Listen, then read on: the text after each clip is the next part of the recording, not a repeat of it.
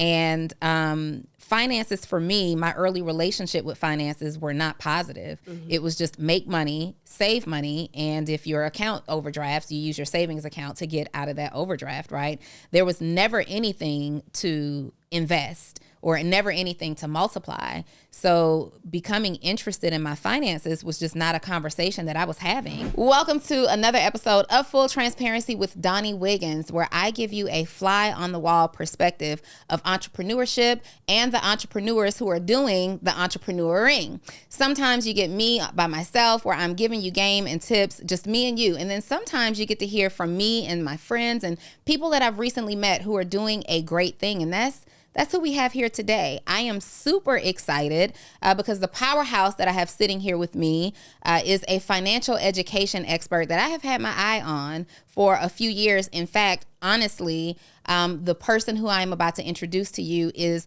one of the reasons that I began to take an interest in finances, because having a deep insight about your money doesn't always feel sexy.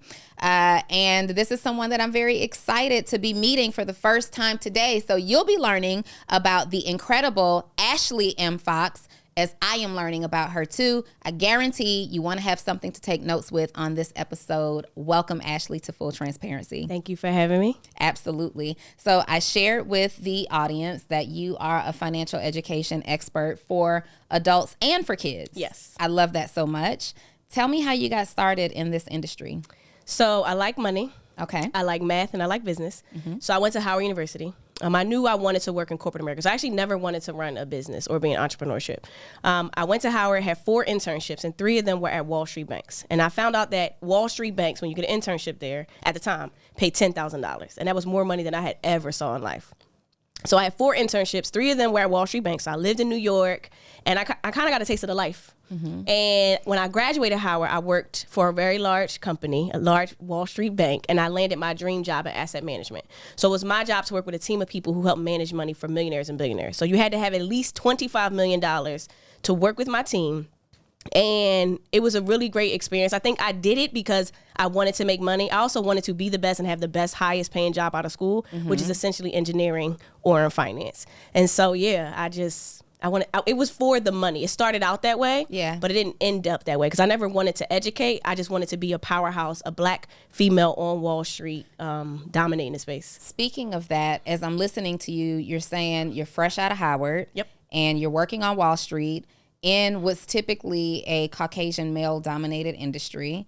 But you're 20-something years old, managing portfolios of clients with at least $25 million. Yes. How were you taken seriously? Interesting. So for me, I realize now that I'm older that I have to do the unthinkable. I want to be the biggest and the best in whatever space. And then when I get it, it's not fun anymore. And I got to go to the next thing. So for me, it was like, okay, if Wall Street is going to recruit black students, they're going to go to the top black schools. Therefore, I have to be the best. I cried when I got my first B at Howard. So I had the internships, I had the resume, I had the experience because I wanted to be undeniable when I was there. So when I got to that position, I think being a black female, while I had this confidence to excel, when you're around millionaires and billionaires, and you're the only black woman on your floor, I actually didn't have confidence. So I actually was not a good employee. I looked great on paper. And granted, I'm making 6 figures, but to the world, I was rich. But on Wall Street, I could have made more. I did not get the highest bonus, but the bonus was high compared to my peers. But I would say I was not confident. I always, now that I'm a business owner, I probably should have gotten fired. But here's the thing though, 8 months in, I didn't have a desire to be the best like I wanted to be at Howard. And I was so confused because that was all, since I was in high school, that was my dream. That was in my college essay. In all my interviews, I wanted to be on Wall Street.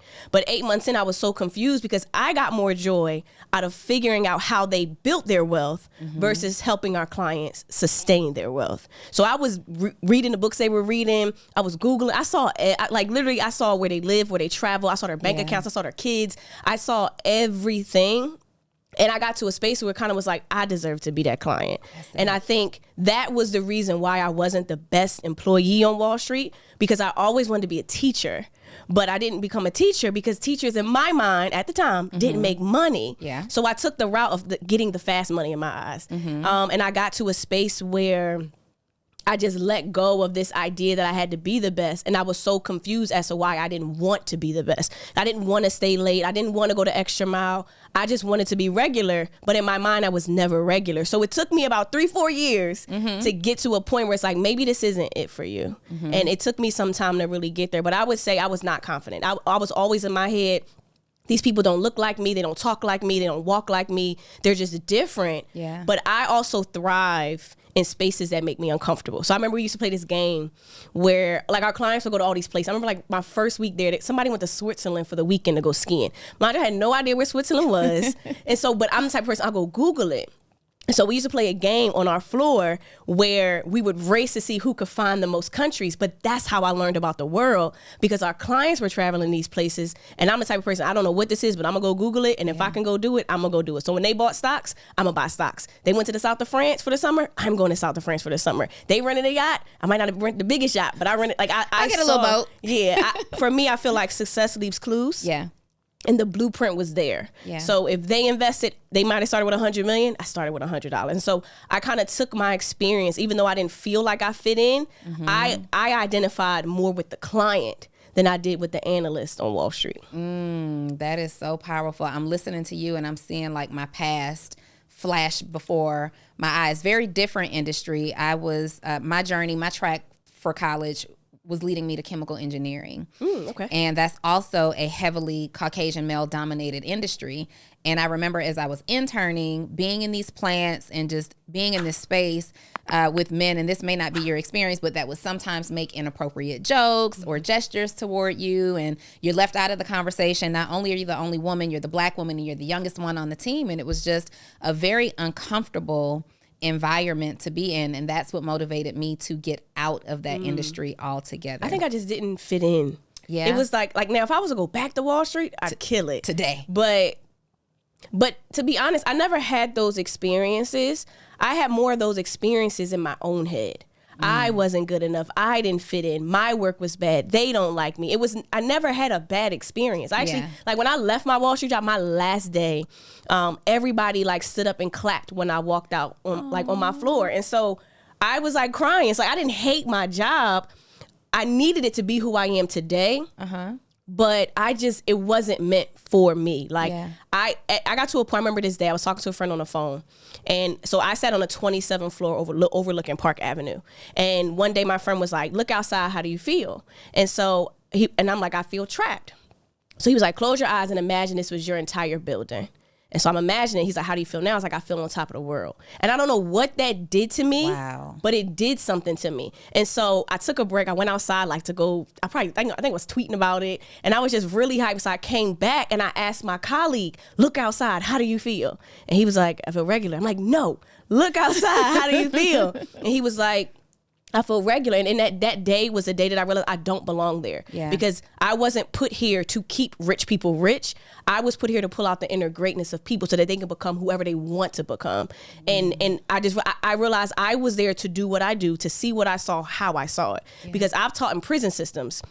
Life would have been different for me if I started teaching in the public school system, started in the prison system, and then got exposed to Wall Street. I saw what true wealth looks like from the top.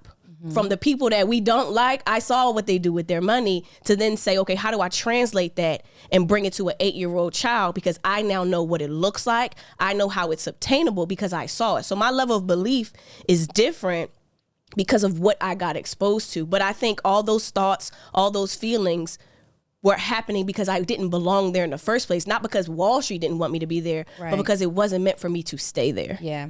I love that so much. There's somebody who's watching this and they're saying, and they're dealing with a very similar situation. They know that they're in an environment right now that they don't really belong in, but they're trapped by the regular paycheck that's coming. I was trapped by the identity. Hi, I'm Ashley Fox. I work at this big Wall Street bank. I have this nice bag. I'm making even to this day, people ask me where I worked. Like, they will size you up, but like, I worked for a big bank, probably one of the best banks, if not the best bank.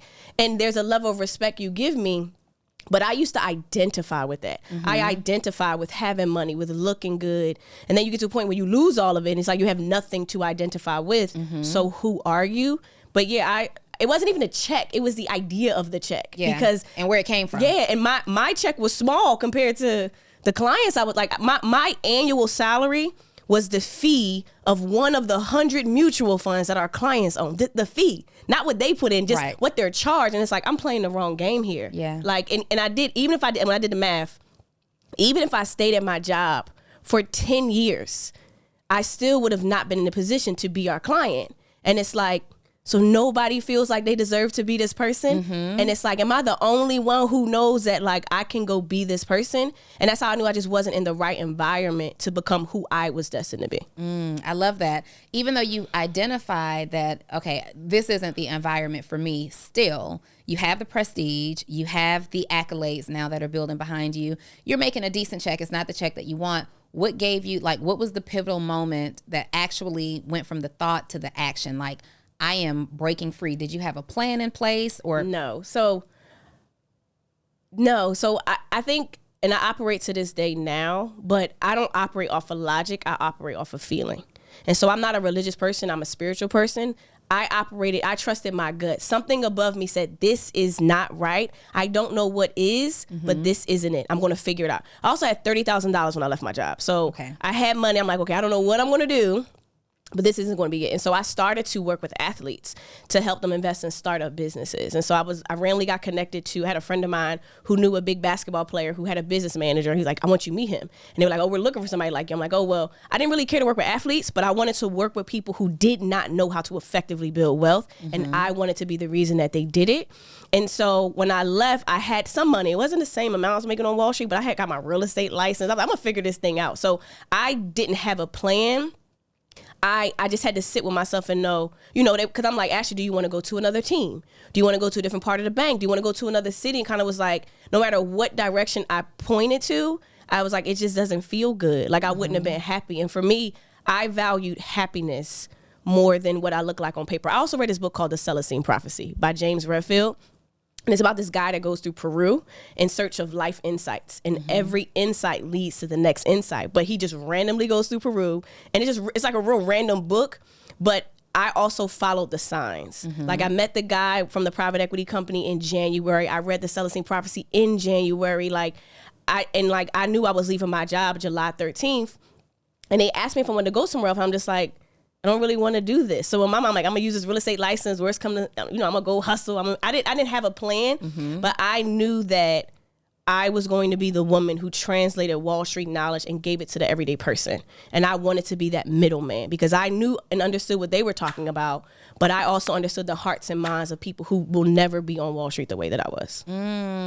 You better speak, Ashley. I love it. Listen, being a Black woman in this industry, having achieved, like Wall Street, you can't even just apply to work for Wall Street. Like you're literally hand selected to work on Wall Street, and being in this industry, understanding finances, but then also making it your mission to making it knowledgeable and digestible for the everyday person. Like that's a huge mission, but to be a woman and a Black woman in this industry is a beautiful thing to witness. Like I'm serious. When I said at the beginning of this episode, I came across your page. I don't know how I came across your page. We have a lot of mutual friends on social.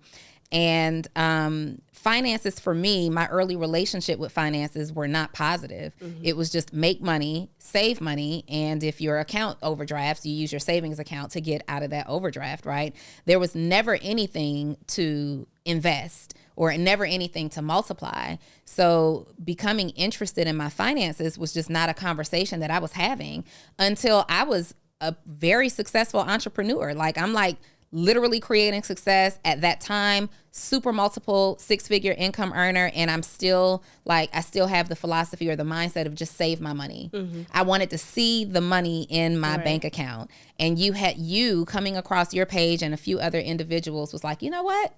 I deserve to do something different with my money. Let me check this out. And then doing what you were talking about, like Googling the definition of terms like REITs and, what other type of funds are. And that came and was inspired partly by you. Thank you. I thank you for this journey that you're on. So you leave Wall Street, you start working with athletes. Are you now working? Is this your introduction fully 100% into entrepreneurship? No. So I didn't even know what that word meant. Like this is 2013. Instagram just started. Okay. Nobody was leaving their job. And for me, here's the thing too. I don't want to work for a boss. this does not feel right. I did everything I could to be here. Why won't I do everything to stay here? But there's, for something we use every day of our life, why isn't it taught in our school system? Why should you have to major in finance, work on Wall Street, or come from money to learn the ins and outs of how to effectively build wealth in this country? Did you come from money? No, okay. I was the first person in my family to go to college, and by the time I graduated college, I was making more money than both my parents. So is that what started your interest? Because you said that you wanted to be on Wall Street since high school. No, so to be honest, I think so. My father was very successful in my eyes. He was the most successful person in my family, and he did everything he could to take care of us. Like, he was the best provider that existed, right? So in my mind, he had money. So if you had money, you were successful, and I wanted to be like my dad. But I also wanted approval from my dad, because my dad was so dominant. He wasn't as emotional. So I felt like I had to prove. So I was a kid that had to succeed. I had to be I cried when I got my first B. I'm the kid, if I drew something, scribbled out the lines, I balled it all up and I did it again. Like, I had to be the best in everything that I did, but I wasn't happy. And so I was chasing what looked good on paper. Okay. If I want the best, what is the best job? What is the best HBCU? How many? Okay, they got some internships. I want 4. Like, I want the best grades. I want to get the honors. That was me. I was like that my entire, and I also was an athlete too. So I played tennis, I played basketball. So I had to be the best. So going into the financial industry, it's like, what is the best? If I want money, might as well work in the financial industry. Okay, well, where can I get a job in finance? Wall Street. Then I went to Howard. They teach you how to wear suits. They teach you how to eat. I said, I want to wear the suit. Like, that was my idea of what success was. Now, my dad wasn't that type of executive, but he was a strong, dominant, successful man, and I wanted his approval. So I'm gonna be the best in everything that I do. And I actually learned that years later in therapy. Yeah. But at the time, I just wanted to be the best. And I couldn't understand why I didn't want to be the best in the best industry, making the best money. But I also realized it wasn't the best because I'm around billionaires that's making hundreds of millions of dollars. And like, these are people like we know. Like, I could look in their bank accounts and look at basketball players. It's like, oh my gosh. And like, we're sitting in these meetings or prepared our presentations. It was like, this isn't the best. I want that.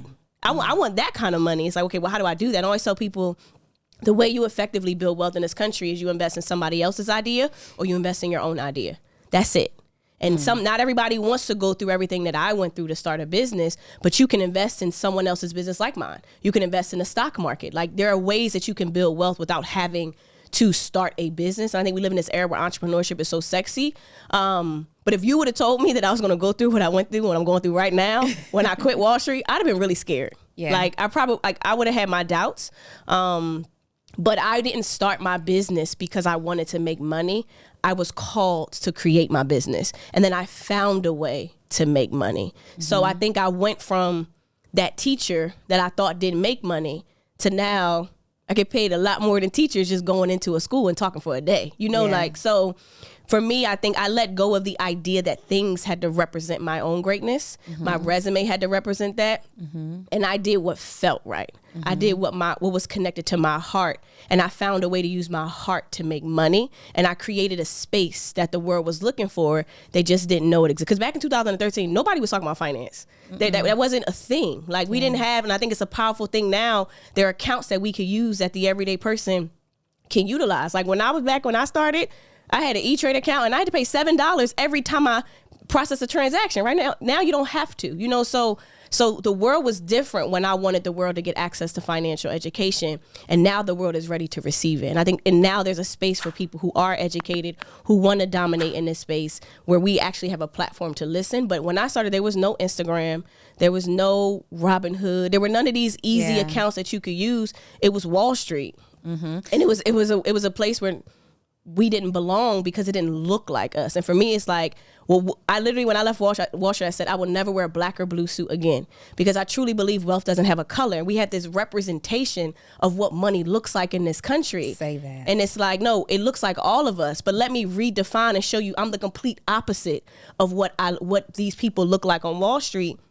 How can I still create and build the way they're building, but look like Ashley Marie Fox? Like, I listen to all types of music, like, I like to dance, I like Jeezy, and it's like, it's okay to be who I am and still effectively build wealth.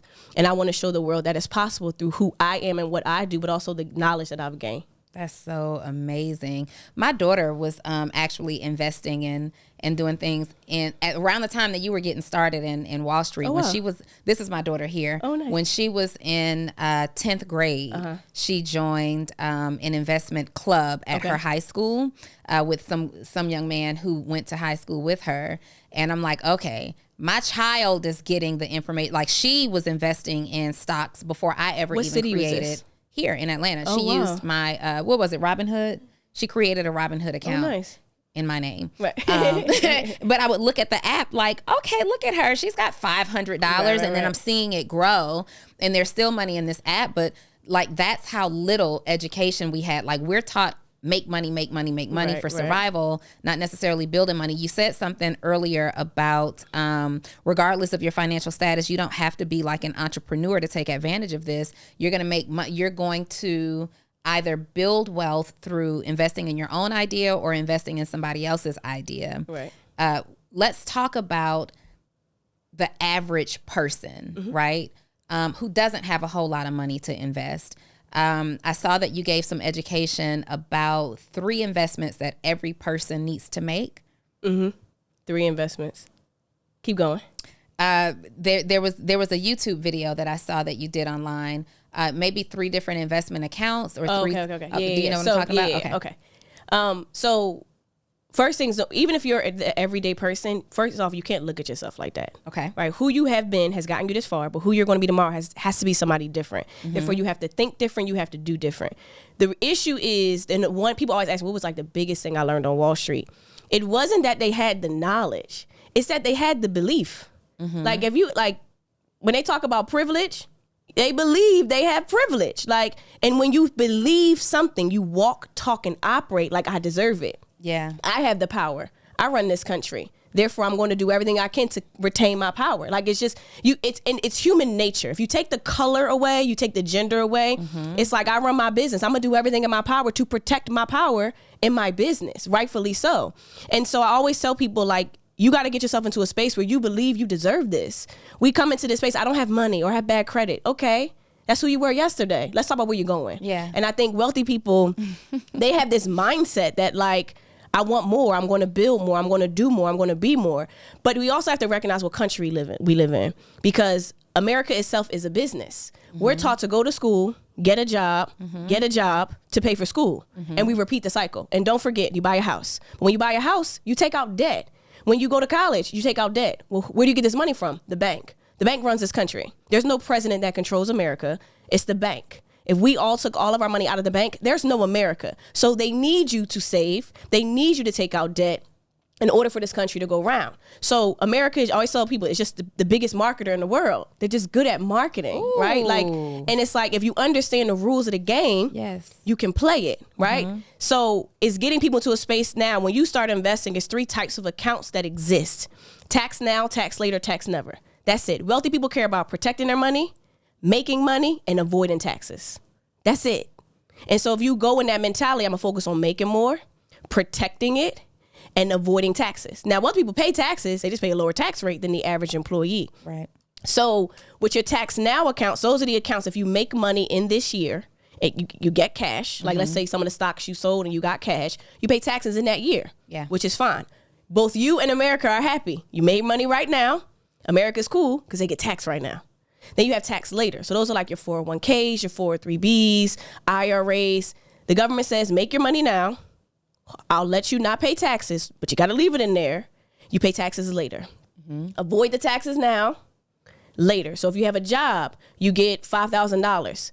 The money comes from that $5,000. You put it in your IRA, your 401k, whatever, and then you pay the taxes, the income tax you were supposed to pay when you first got paid. You pay it later, right? So that's another way. Now, if there's a later and I'm deferring my taxes, the government says, cool, but you got a limit, right? Like, you can't put in millions of dollars to avoid taxes inside of an account.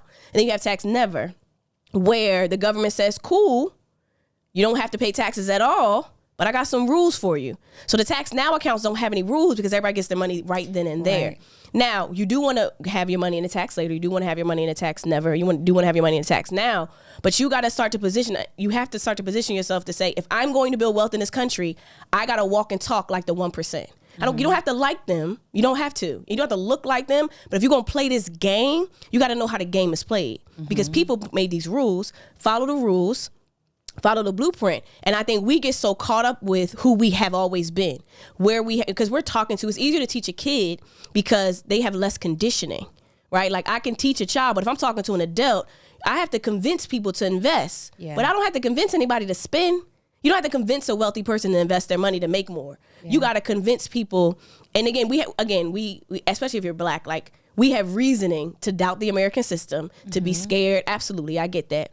But you got to move past that, because you can't save your way to wealth. And you can't work your way. I don't care what anybody says. We all know somebody who's worked really hard, who saved money and still are not wealthy. Yeah. And so you have to let go of who you have been, to unlearn it, to relearn who I need to become. And that's the hardest part about building wealth.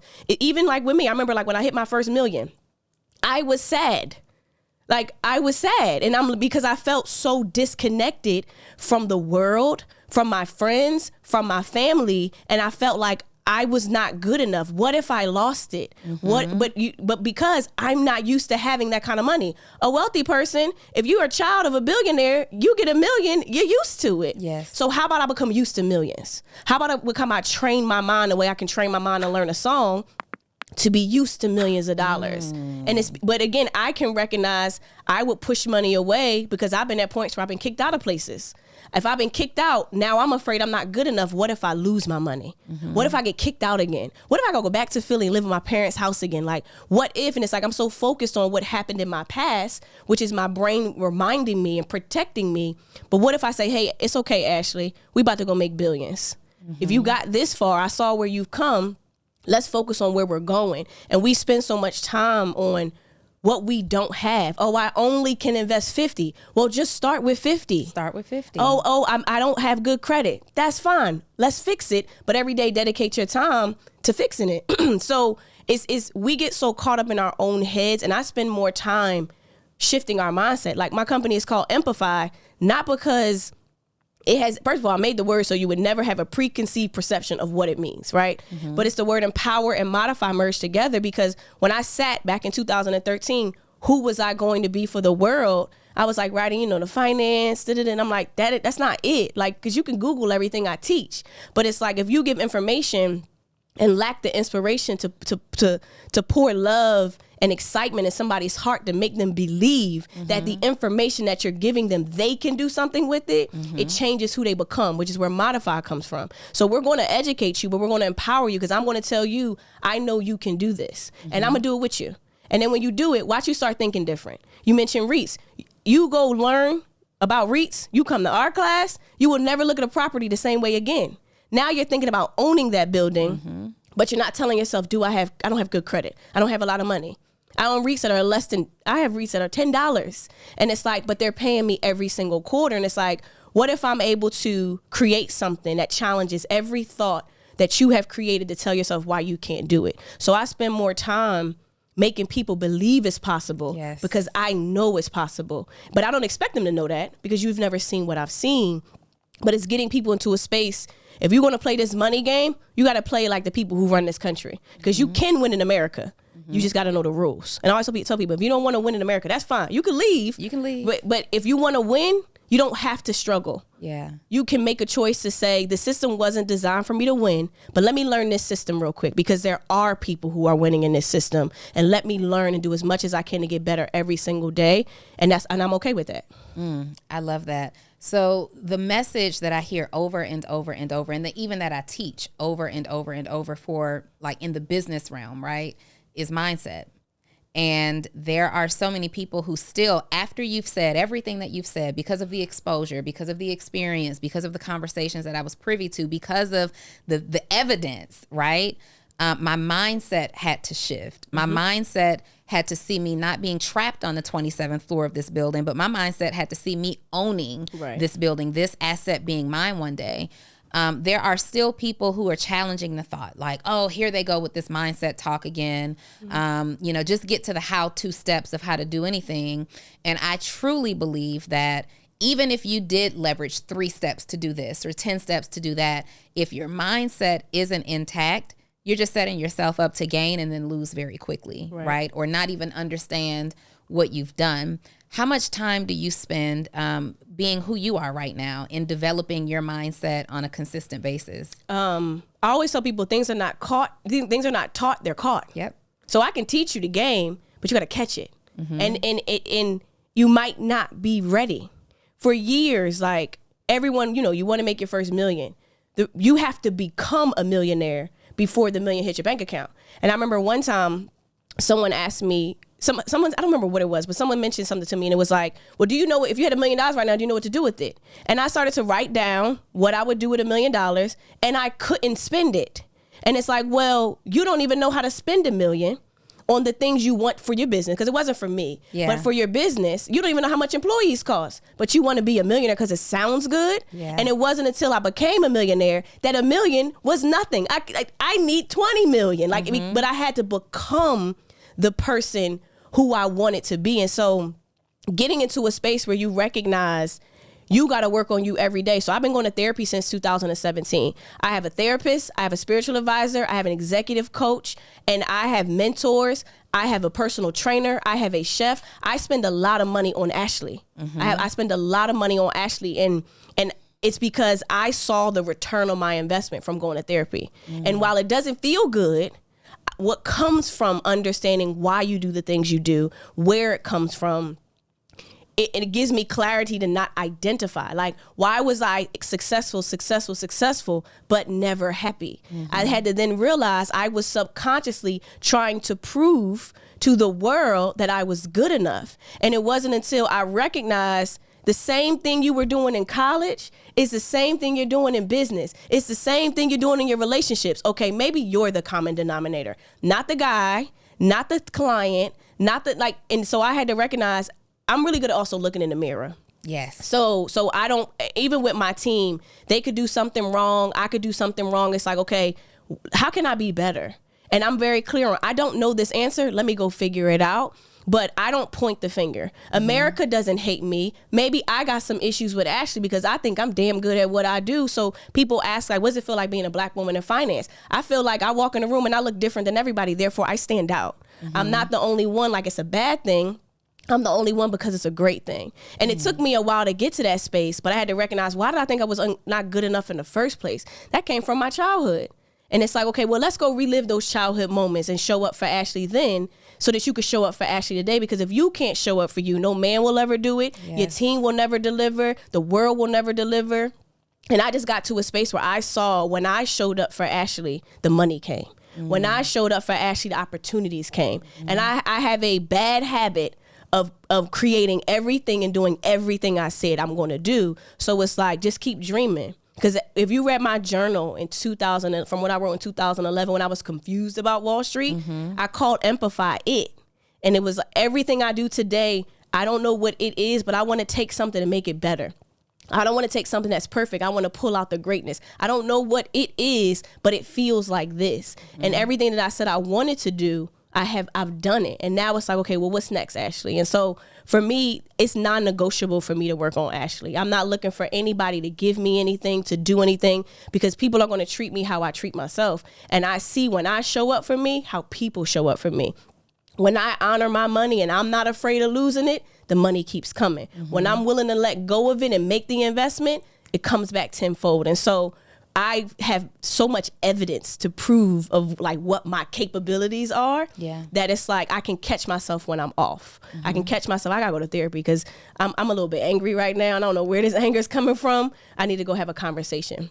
So I spend a lot of time learning me because I was forced to, and things were just not working out. And I think the deeper I got, the clearer I got as a person. Yeah. Clarity is everything. Clarity opens up the world to you, right? And exactly how you should be spending your time in it. You said something so powerful. I think this is an exercise that I'm going to start having my clients do. And I'm going to just tell you right here on the podcast. You're going to hear me talk about this. You said something about someone asking you, if you had $1 million today, how would you spend it? And you couldn't figure out how you'd spend it. Nope. And I think so many times, so often, like when my clients are coming to me and they're like, hey, you know, I want to go from $0 to $500,000. Okay, why? Right? Can't just really be to make the money. Because we end up in situations like you've experienced and even I've experienced. I can show you how to make the money, but I can't really determine whether or not you're going to be happy. I can't guarantee that you're going to feel any sense of fulfillment there. So what do you really need? Sometimes it's not the $500,000. Right. Sometimes you just need $250,000 that will allow you to live this type of lifestyle based on the things that you actually need. Sometimes you'll try to break this number down and you're like, I really don't need. Yeah, you don't. $1 million. It just sounds good. It sounds good. Yeah, and I think the internet plays a role in that too. Yeah. Like we want certain things and we want to live a certain way and have certain things. And it's like, I never wanted $1 million for Ashley. Like for me, I always knew I was going to be a billionaire. You couldn't tell me. Like you couldn't, like, it's fine. What am I doing for the world? Like, because I realized when I gave the world my everything, the money started to come. And I always saw, and you always hear us do your passion and things. Like I learned early at 23, 24, this isn't it, right? There is no plan B. If you gave me $100 million right now, I'd wake up and do exactly the same thing I'm doing every single day until I decide that there's something more for me out there, right? And so I think it's getting into a space where you recognize the amount of money in your bank account is a direct correlation to your mindset. Like your bank account grows when you grow. So if you focus on you growing, your bank account will grow. You don't got to work harder. I worked less to make $1 million than what I did to make 100,000. Me too. I'm like, say that. But I don't want y'all to miss what Ashley just said. In fact, I want you to pause this video right now and I want you to open up the banking app in your phone. And I want you to seriously look at your bank account balance. You are either very saddened by it, you are okay with it, or you are very excited about it. And I want you to ask yourself in real time, because sometimes, Ashley, people will watch these videos like you are dropping so much right now.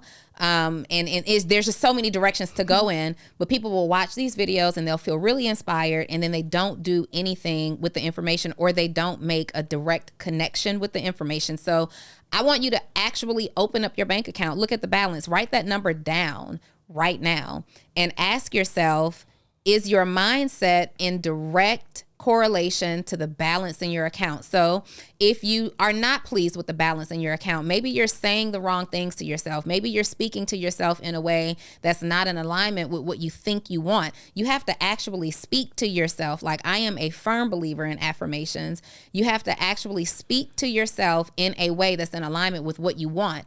And then based on the amount of money that you have, I want you to identify the amount of money that you desire. How much money do you desire to have in your bank account? And now we have to start doing the work. You heard Ashley speak about investing in herself. That was like your first really big investment.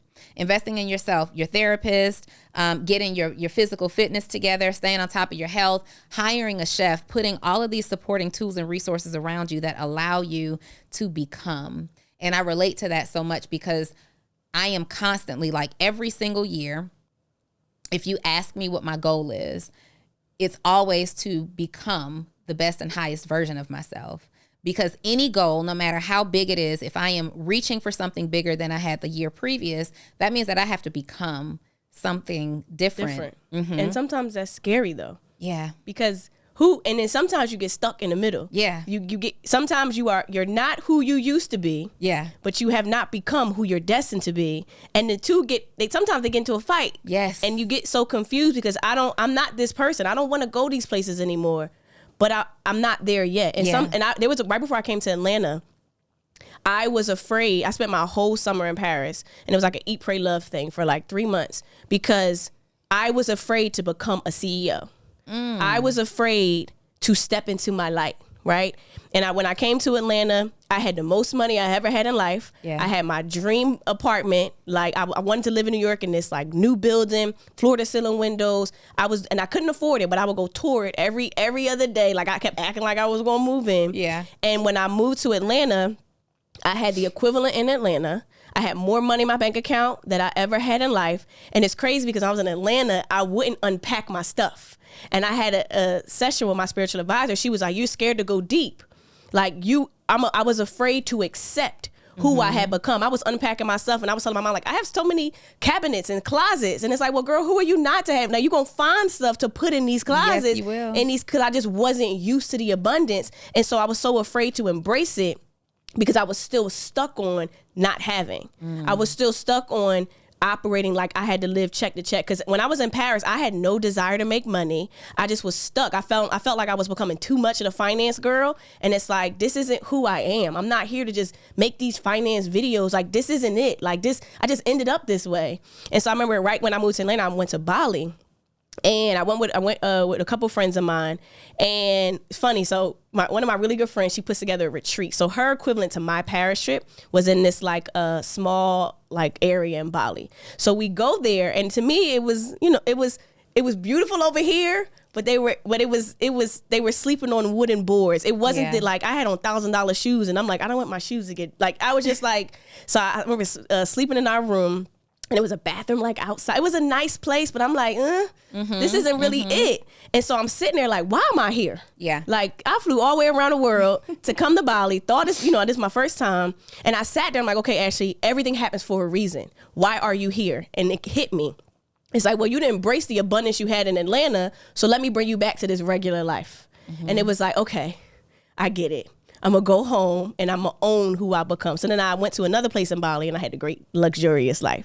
And so when I went home, when I was in Bali, one of my girlfriends said, she was like, what do you want to do? I was like, I want to walk into my light and I'm afraid. So she's like, what is one thing you can do to walk into your light? And I was like, I could post one time a day on Instagram. She was like, do it. I came home. I never missed a day. I went viral like 3 times that year. And like my whole life changed, my whole business changed. And it was like, all I had to do was walk into my light, because for so long I was afraid of being Ashley. I was afraid of being a CEO. I was afraid of having a team. I was afraid to show up and be that woman that I said I wanted to be on Wall Street, but I hadn't become her. And it's so interesting now because I am that woman.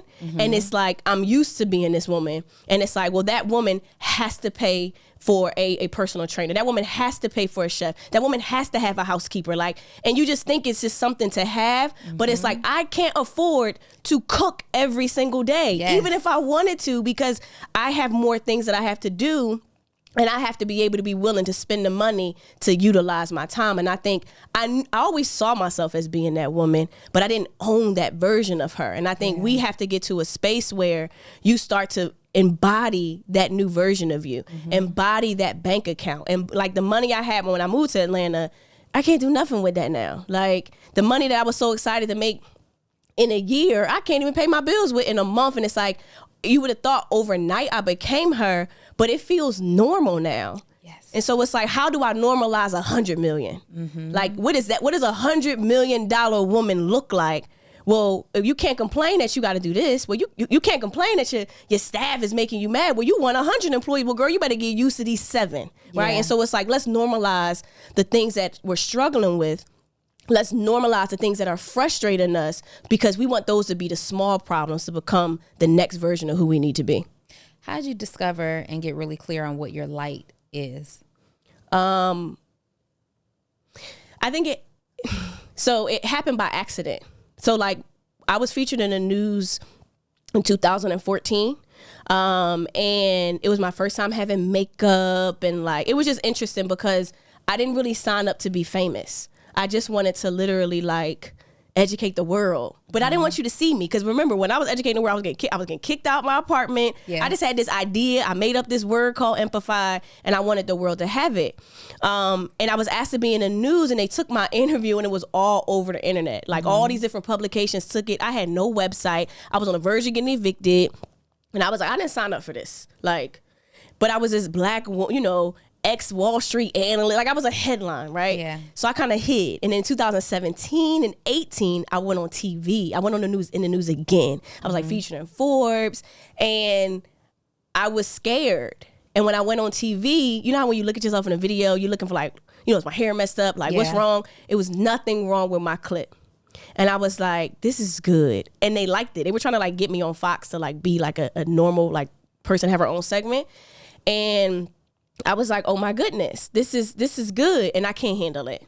So that's when I decided to go to therapy, because I saw the direction my life was going, and I knew I could not handle being in the public eye, and I didn't know why. I would get anxiety, I would get scared, and it's like, I don't know why I'm feeling like this, because there's nothing wrong with me. I look good, I'm smart. If you're gonna put somebody on TV, put me, but why am I not happy? And so I went to therapy, and then one of my mentors said, it's selfish of you to hide who you are from the world, knowing what you know. Yep. And it's like, who but Ashley could have her experience, go through what she's been through, and you want to hide this from the world? Like, you can't be a secret.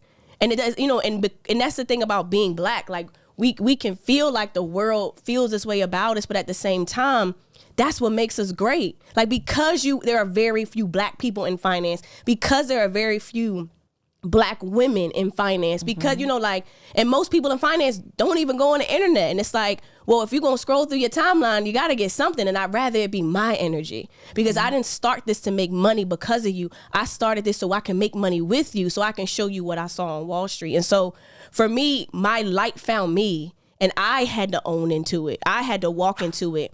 But it was a point when I was in Bali, I found myself not being happy for people on social media. And I never was that girl. Like, I wouldn't hate on people, but I would see people doing things that, like, girl, like, you could do this. Like, this part, like, and it's like, well, one, I know you need to send love to that person, because if you're giving that kind of energy, that means there's something going on with you, and you feel that way about yourself. So this is when I go to, like, my spiritual advisor, and I talk like, and so I would tell my girlfriend, and she was just like, you can do these things. And it's like, but what do you need to do to do that? And it's like, I gotta come outside. I gotta shine. I gotta be seen. And it's like, if you don't feel good enough to be seen, what are you doing this for? And I think over time I've accepted, and I'm still accepting it.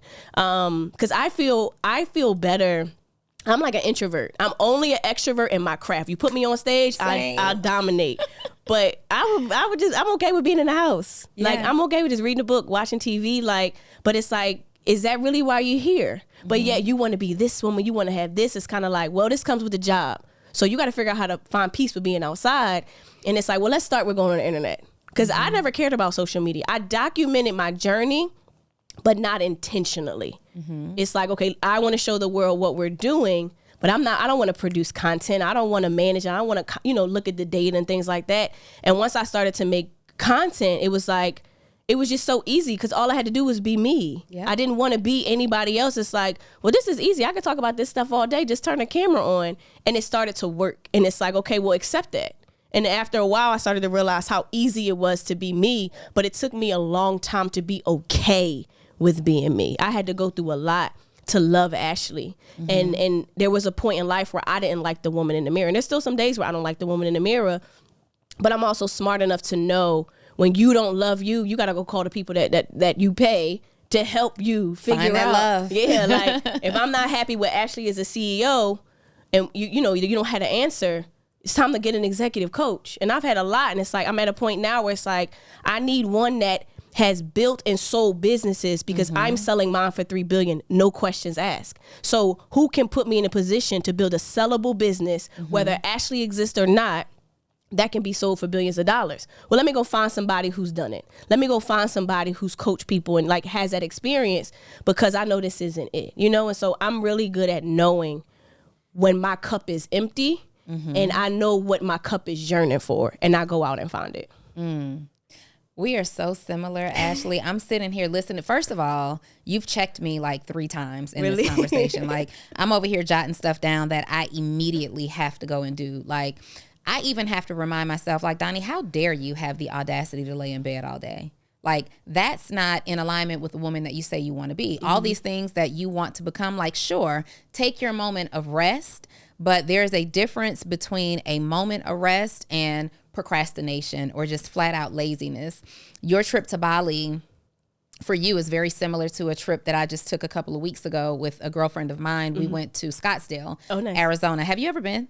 One of the most beautiful experiences. And the first resort that we went to was bare bones. Okay. When I Googled best meditation resorts in Scottsdale, Arizona, this particular property comes up. Okay. We're so excited. We get there and it's like, first impression, right? And I am trying to, this is my first time traveling with this girlfriend. She's from Philly too. Oh, nice. Okay. And this is my first time traveling with her, and I don't want to be that person on the trip, right? I am that girl, but I don't want to be that girl, right? On this trip, because we had both decided that we were going on this trip for a reset. Okay. And you can't bring that girl's energy on a reset, right? Okay. So we go and we're on this resort. And the first day, I'm like, you know what? This is a minimalist property. We are here to meditate and relax and, restore ourselves. We'll make it work, right? Did she feel the same way? She was sick the day that we got there, so she was just like, I just need a bed, right? Okay. So she goes to her room. We hang out in her room. We eat, and then we kind of go our separate ways. And so the next morning, I go to their cafe to get breakfast. Mm-hmm. And there's nothing that I want to eat at this cafe. Yeah, I know that right? feeling.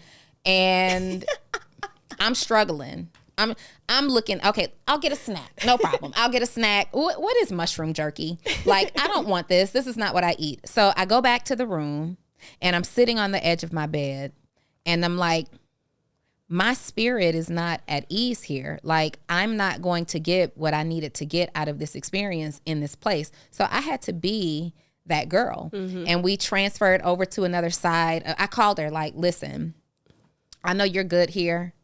I can't do it. I can't be here another night. And we're supposed to be here for 6 days. Mm-hmm. I'm not going to make it through these 6 days. And we ended up going to a different resort, which actually is the number one resort. Where'd you go? We went to, we were at Sivana, okay, which I have an interesting story about.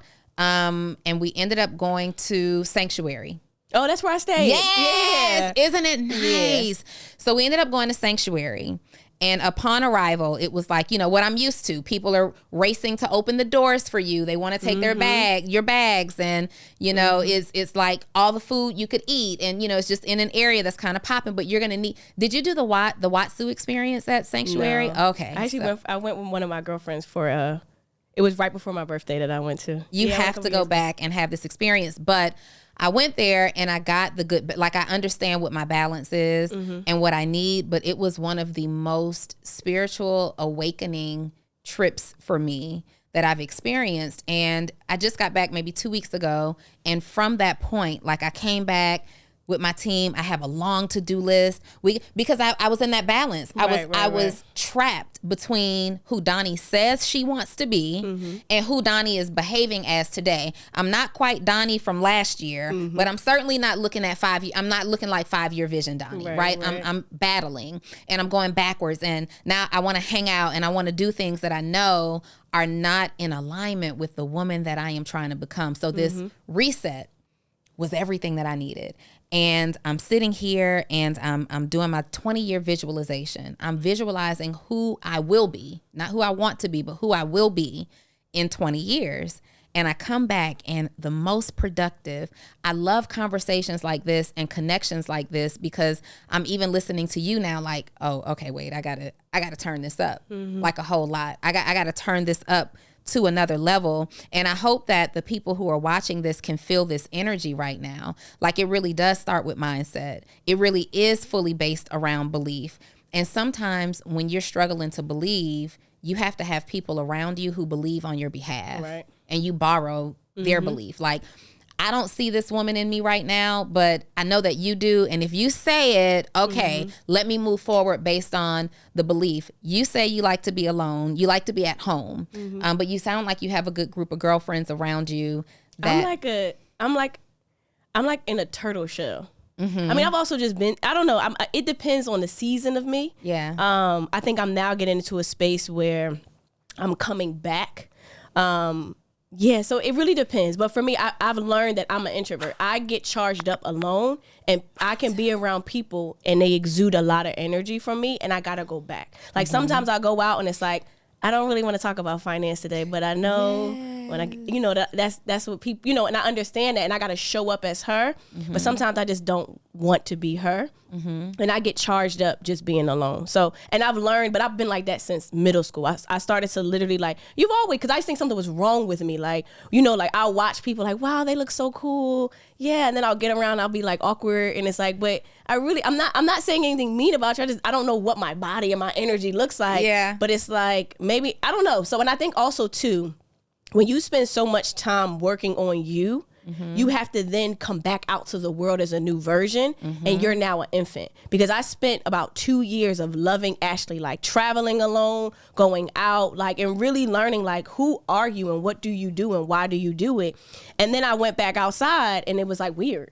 Like, it was like, I don't really want to do these things. Like, I remember going out on Fridays just because it was a Friday. Now it's like, why am I going outside again? Like, I don't, yeah, like if it's not going to fill my soul, I don't want to spend my time on it, you know? And sometimes being with Ashley fills my soul. So I think it really just depends on the moment for me. But I've also accepted that, like, wow, like my partner, he's out there. Like he's just a social butterfly. Like during COVID, he went crazy. During COVID, I felt normal. Yeah. Like, because I'm so used to not, just being out there. So it's like, I've accepted this is who you are. Yeah. And people I give to the world, and I'm okay with that. Well, and that's what it is. I can go back and forth between introvert and extrovert as well. Like, it just depends. It depends on the energy of the people around me. Sometimes I need to be out there and let my light shine. And then sometimes I'm perfectly fine sitting in my room, shining my light on my damn self. Right. So either way, it can go either way. People will ask me, well, what are you doing, you know, on Friday? Same thing I did on Tuesday. Right. I mean, like, it looks the same for me. Right. But I think that this is quite indicative of a person who pours so much. Yeah. You just pour so much, and you have to sit inside. You have to plug in to your inner self. You have to plug into the things that make you feel your best self in order to recharge. And I know that I'm often misunderstood sometimes because I'll tell my team, get me out of here. Like, I'm peopled out right now. I have poured because I will go in. Right. I am committed to showing up for people who are inspired or impacted by me. I'm committed for people, you know, who have come to see me. I'm taking all the pictures. I'm answering all the questions, and that adrenaline is like really going in that moment. But the moment I see that last person waiting to speak, let's get me out of here. Wrap this up. Get me out of here. And I'm feeling like you are in a very I think I give so much that but I also give so much effortlessly, and I give it all. Like, if I'm there, I don't hold back. Yeah. You're getting all of Ash. I'm also because I've broken and removed so much of the layers that have been guarding me and my heart, it's easy for me to just be authentic. Yeah. And so, but being authentic allows people in your energy too. And so for me, sometimes, once I teach a class, I'm done. Like, it's like, but I turn into a different person that I don't even know who I am, but it's felt. And it's like, okay, it's over. Okay, but I'm going back. I'm like, that's, I feel like a back turtle. In my shell. Yeah. But I just recently learned it about myself, because people used to think like I didn't like them, and it's like, no, why would you think that? Why would you say that about me? But you know what's crazy? I actually learned that the most with my team.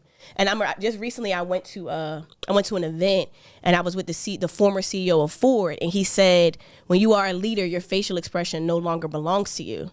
And I was like, ooh, this is what my team is talking about. And it's just like, sometimes I'm not always on. Sometimes I'm frustrated, and I could be thinking about something that has nothing to do with the person in front of me. But because of who I am in that person's life, especially running a business, that impacts their day. And it's like, okay, like, how do you monitor your face all the time? And so now I have just people around me who call me out, and I just do my best to show up. But I also have to accept that if you're going to be this woman for the world, you got to show up as this woman for the world, and also give yourself space to not have to be that woman. Yeah. But yeah, I actually just learned that. Yeah. I'm like, I'm not an introvert. I'm loud. I'm excited. I'm hyped. I'm out here. Yeah. And it's like, but it's like, but only in your craft. Have you ever seen pictures come back, like maybe the content that you're creating internally with your team, or you're at an event somewhere or on a panel, and you see the pictures come back and you're like, ugh, why was I looking like that? My sister just told me that yesterday. She's like, I could tell you didn't like what they said. I said, what?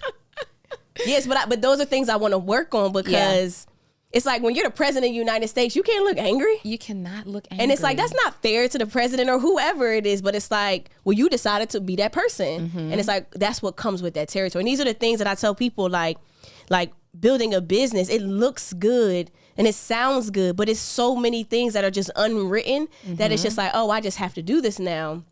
What if I'm having a bad day? Just like someone on my team. Well, this is not your, this is your business. You got to look good every day, because that can literally, and I've watched how my energy in my office will shift the energy of my team. And it's like, just because I'm not feeling good doesn't mean you guys, but it's like, it is powerful, but it's scary. And it's like, okay, how do I, but this is why I pay thousands of dollars for coaches. Because if you had employees of 500 people on your team and you've built this business, you had to go through this too. Yeah.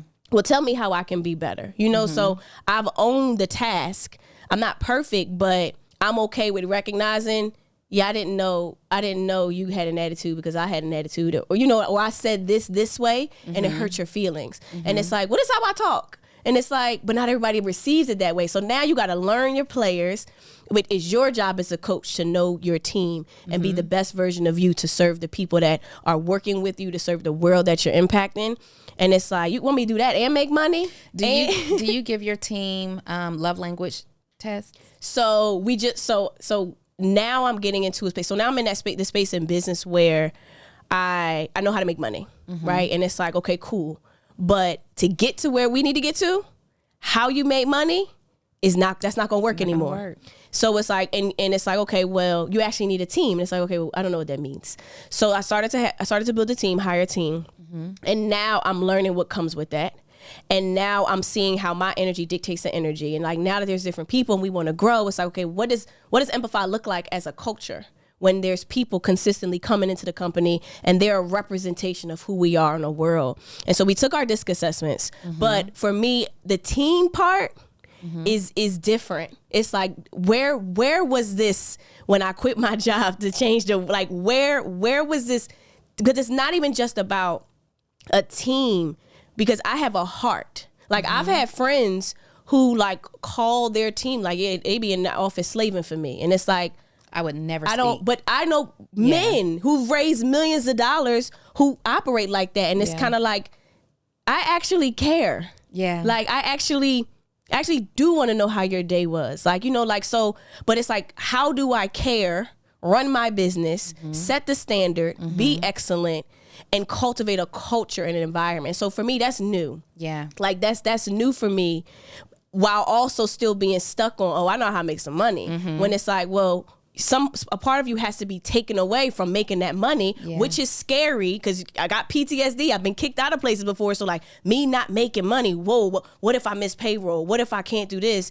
To now learn how to be a CEO and show up for my team. And it's like, to learn my players, what they're like, now I'm at a space where I'm learning, like, this person is not good at this, but they're really good at this. Well, dang, I got to hire somebody to fill this void. But I don't know if I had the money to hire that person. So now it's just so many different pieces. And so I literally spend so much time saying, I don't know. And it's like, go pay for a coach. And I will pay thousands of dollars to tell you all of my problems. Yeah. And say the things that I just don't know. So like, I understand the value of making an investment in me, and I will pay top dollar for people to guide me in the direction that I can go in. And because I come from a Wall Street background, I'm not afraid of people who don't look like me. I actually value them more, because now you see the world through a lens I don't. I want to know, how did you maneuver this way through that, not as a woman? What is it like for a man to run a team where he doesn't love his whole team and want to hug on his whole team the way I do, but still kill it and make millions and billions of dollars? And so for me, I grew up in an environment and throughout my career of all nationalities. So I know the value of having all different types of people in my corner. And I can feel safe around Black people, but sometimes I feel safe around rich white guys, because that's what I was around on Wall Street, because that's what my brain knows. And I was forced to be uncomfortable every day in an environment that didn't look like me. So while it scared me, I actually kind of feel comfortable in that discomfort, because that's what got me to be where I am today. And so for me, I don't know. Like, I literally have a call with my chief of staff, like, girl, I don't know. I'm gonna figure it out. Like this, right now, let's try this. Let's do this. I don't know. But I just hired a new executive coach, and when I sat and talked to him, I told him all my problems, all of them, and they were so easy for him to fix. He's like, "What's your goal? If we had a crystal ball a year from now, what are you hitting?" And so I gave him crystal clear goals. And he's like, "These are vague. We got to make these sharper, but we can do this. We can talk about this." He's like, "Tell me who your players are. Who are your A and B players? You got any C players?" I'm going through everybody on my team. And I'm like, this is how I feel. He's like, okay. But it was as if he saw my problems. And it's like, cool, I'm listening to you. And I'm very disciplined. So you give me the actionable steps, I'll go do it. I'll come back and ask for more. I think I was just in the new space of managing a team that I didn't have the actionable steps. What do you do when you don't have an employee handbook and then everybody wants to take off? And I'm like, I don't know. Why you want to take off? I'm in here every day. But then at the same time, you don't have the capacity to sit down and put together a whole company-wide set of SOPs. It's like, I need them. I need to be able to tell people what to do. So I think I became that CEO. I'm forced to be her now. The woman I was afraid to be when I was in Paris. So I'm grateful that I am her. But it's like, well, where is the rule book to doing this? And it's like, and I think I thrive in those areas, even though it frustrates me. But I keep going. Every day I wake up, I'm just very consistent in evolving as Ashley. And when I don't have an answer, I go find it and I will pay for the answer. I will go out because I also connect off of energy. So I've had executive coaches that have been therapists. Like, I don't want a therapist. I got that. Like, you don't got to tell me, we don't got to talk about my confidence here. You got to show me what you need to do when you want to sit here and fire somebody and you can't, and you don't know how to go hire the next person. You know, like just little things like that. Yeah. And so I'm really good at knowing where I'm not strong. And I'm not afraid to say, this is where I'm hurting. This is where I'm confused and I need help. Yeah. And I'll say that publicly, and I'll go pay for somebody to help me get clarity around it through every phase of my life. Yeah. I think that the world, especially Americans right now, are suffering greatly. You said that you're good at identifying where you need help and where you're suffering or where you're struggling. And I think that it's evidenced, right, that our population is struggling significantly in the area of finances. We know how to apply for jobs. We know how to clock in for 40 hours. We know how to calculate what our income is going to be on a weekly or monthly basis. Maybe part of it was the belief piece that's missing, that I could go from a person who brings in $2,500 a month that can now start making small investments that can yield me greater returns. But I think that you just did a lot here in this conversation to instill some belief in somebody today that didn't believe before. But what do we do now? So I understand it. I understand that I have a problem financially. I understand that I need to be making investments to get to my next level. You've just made me believe. Ashley, I'm just getting started for the first time. Where do I start when it comes to investing my money? So first thing I would say is go to EMPIFY.com. Yes. Because there's a lot of resources that we have to educate those who don't know and need to know where to go. So I'm really big on not just telling you, but showing you, but also doing it with you. And so we have a Wealth Builders community, which is like the Netflix of finance, where I learned that I can go teach in the school system. I can go be somebody's financial advisor, but I need to serve the world.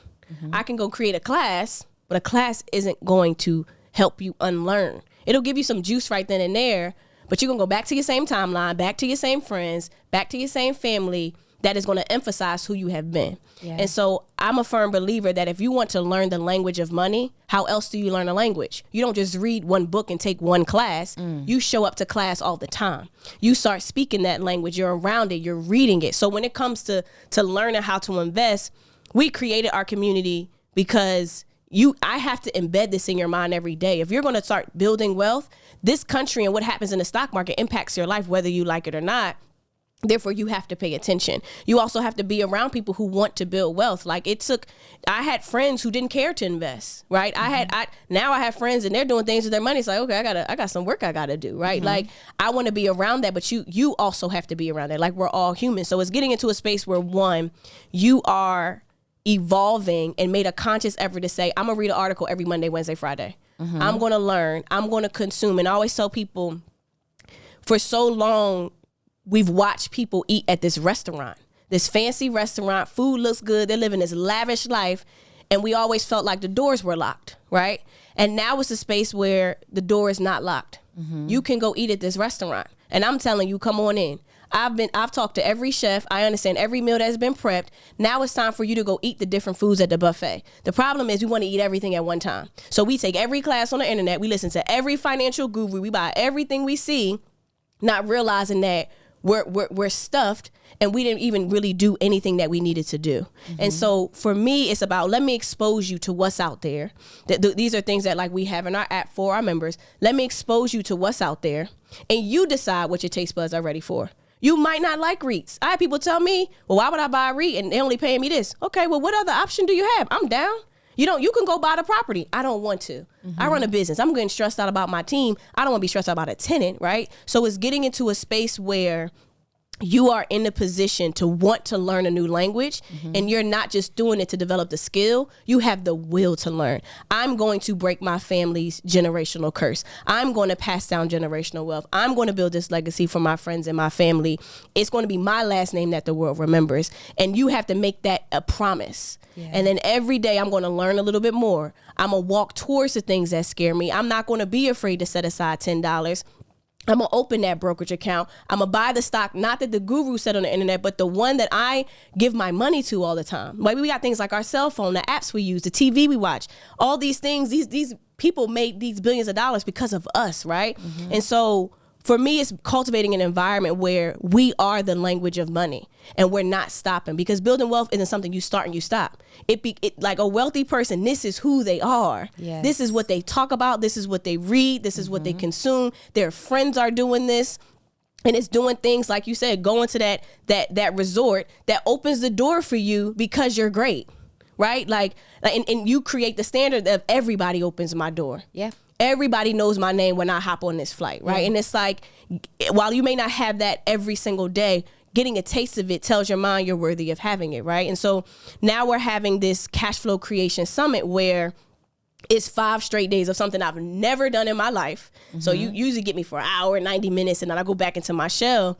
But it's what if I can take a process and give it to you over 5 days, covering core topics. So talking about how are we thinking like the 1%, right? Because again, I can give you the game, but if you're not thinking like you deserve to be in this room, what good is it, right? Then we're talking about learning how to take care of our debt, because debt is not a financial problem. It's an emotional problem. It's an emotional problem. And some of us, we use debt, we're addicted to debt, and that's fine, but you got to recognize you're worthy without it. You don't need the debt. You're going to leverage the debt. And most Americans are not in the position to do that, but you want to leverage the debt to make you more money, not because you feel like you don't have the money. And I always tell people, if you can't buy it twice, you can't afford it. And you definitely shouldn't be using debt to buy it. So getting people into a space where let's talk about the debt you have. Let's manage it. Let's build a game plan and strategies that work for you, because people look at me like I want to buy what you buy. I'm 34 years old and I'm an auntie and I love my niece to death, but I give her back. Like I don't have children, and not everybody's in a position to just pick up and travel the world and do what I do. So my risk tolerance, what I invest in, how I invest may be different, but I'm here to show you what's out there. You can decide what works for you, but I'm the person that's going to translate the knowledge. And we're going to talk about building passive income with REITs, which is real estate investment trust, where you can invest in a company that owns, operates, and manages commercial real estate, from billboards to hospitals to senior homes to malls to amusement parks, right? To apartment buildings, office buildings. You don't have to have all this money to buy real estate and collect income, and you also don't have to manage a tenant. So how can I put people in a position that tell themselves, oh, I can't get into real estate, but let me show you how you can. If you got $10, we can get a REIT and you can collect passive income. And the more $10 you have, the more income you get, and you never have to talk to a tenant a day in your life, right? Getting into a space where we're investing in dividend-paying stocks that also pay you passive income, but they're some of the biggest and best companies. So when you're worrying about, is my company going to be here tomorrow? Chances are it's the number one employer in America and they're paying you a dividend. I don't think America will let them go anywhere. Yeah. So let's talk about that, right? And I think we have this mentality that we got to get rich quick. And it's like I always tell people, being rich is having a lot of money right now. Being wealthy is having a lot of money generation after generation after generation. I watch wealthy people avoid taxes by giving money to their grandkids. They skip their kids, they gave it to their grandkids. And it's like you have generations of wealth and the preservation of someone's last name every single generation, and we look up and we got to start all over every generation. And it's like, how can I put people in a position where we're starting with where you are, what you have, and you are pushed every single day to progress.